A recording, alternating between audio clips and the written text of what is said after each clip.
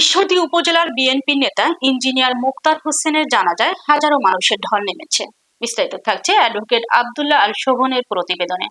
ঈশ্বরদী উপজেলা বিএনপির অন্যতম নেতা শেখ হাসিনার ট্রেন বহরে হামলা মামলার অন্যতম আসামি ইঞ্জিনিয়ার মুক্তার হোসেন ইন্তেকাল করেছেন। ইন্না লিল্লাহি ওয়া ইন্না ইলাইহি রাজিউন। মৃত্যুকালে তার বয়স হয়েছিল 52 বছর। শুক্রবার বাদ আছর ঈশ্বরদীর ভাষা শহীদ বিদ্যানিকেতন স্কুল মাঠে মরহুমের জানাজা অনুষ্ঠিত হয়।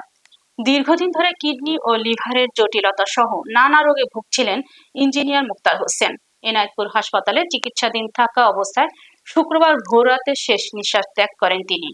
শুক্রবার বাদ আসর ভাষা শহীদ বিদ্যানিকেতন স্কুল মাঠে তার জানাজায় সর্বস্তরের মানুষের ঢল নামে। জানাজার আগে মরহুমের স্মরণে সংক্ষিপ্ত স্মৃতিচারণমূলক বক্তব্য রাখেন পাবনা জেলা বিএনপির সাবেক সভাপতি বীর মুক্তিযোদ্ধা সিরাজুল ইসলাম সর্দার, জামায়াত নেতা এমপি অধ্যাপক আবু তালেব মণ্ডল, পাবনা জেলা বিএনপির আহ্বায়ক হাবিবুর রহমান হাবিব, ঈশ্বরদী পৌরসভার সাবেক মেয়র মোখলেসুর রহমান বাবলু, সাবেক চেয়ারম্যান আতিয়া রহমান ও কেন্দ্রীয় শ্রমিক দলনেতা আহসান হাবিব।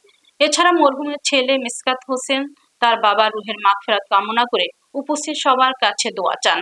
জানাজা শেষে স্থানীয় কবরস্থানে তাকে দাফন করা হয়। আমরা তখন জানাজার নামাজ মানে দোয়া মাহফিল। আপনারা তার মুক্তারের জন্য আজকে শেষ দোয়া করবেন। যারা উপস্থিত আছেন আত্মীয় স্বজন শুভানুধ্যায়ী এলাকাবাসী শুভাকাঙ্ক্ষী, আসসালামু আলাইকুম। খেয়াল রাখবেন।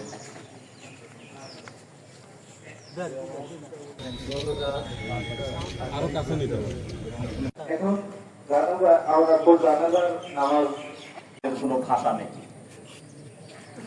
আমরা দোয়া করি। আবার আপনাদের মাঝে ফিরে এসেছি, মুক্তারও এসেছিল। সম্মানিত উপস্থিতি, আসসালামু আলাইকুম। দোয়া করবেন আর আমাদের দিকে খেয়াল রাখবেন। মুক্তার হোসেন আমার বাবা।